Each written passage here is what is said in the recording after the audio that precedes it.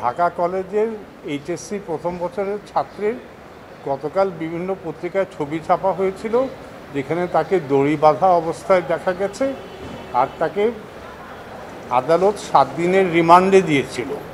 তো ওইটা দেখেই আমরা আদালতে সুপ্রিম কোর্টে আসলাম, এসে বললাম যে শিশু আইন অনুযায়ী তাকে হাতকড়া বা কোনো কিশোর কাউকে দড়ি বা হাতকড়া বাঁধা যাবে না, তাকে রিমান্ডে দেওয়া যাবে না। তো গতকালই সরকার পক্ষ বলল তারা এটা মেনে নিয়ে, এটা আইনের বিচ্যুতি হয়েছে, সরকার পক্ষ বলল যে তারা এখনই ব্যবস্থা নিচ্ছে। তো আজকে সরকার পক্ষ এসে বলল যে তারা ব্যবস্থা নিয়েছে, তাকে রিমান্ড থেকে তাকে ছেড়ে ওই টঙ্গী কিশোরালয়ে নিয়ে গেছে এবং ওইটাও স্বীকার করেছে যে তাকে হাতে দড়ি দিয়ে তাকে বাঁধাটা এটা বেআইনি হয়েছে।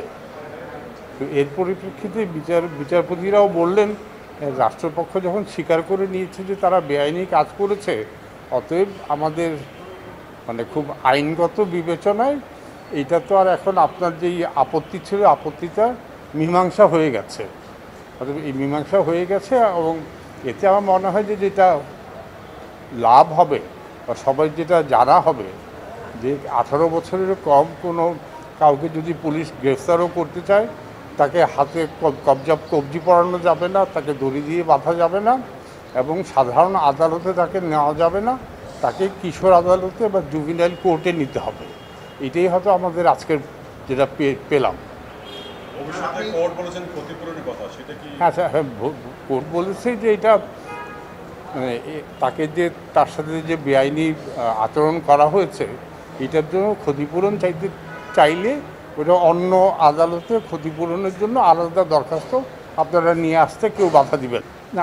আমি গ্রেফতার তো না, আমি যেটা বলেছিলাম যে শিশুদের যদি গ্রেফতারও করা হয় তাহলে শিশু আইন 2013 ওই অনুযায়ী পুলিশকে পদক্ষেপ নিতে হবে।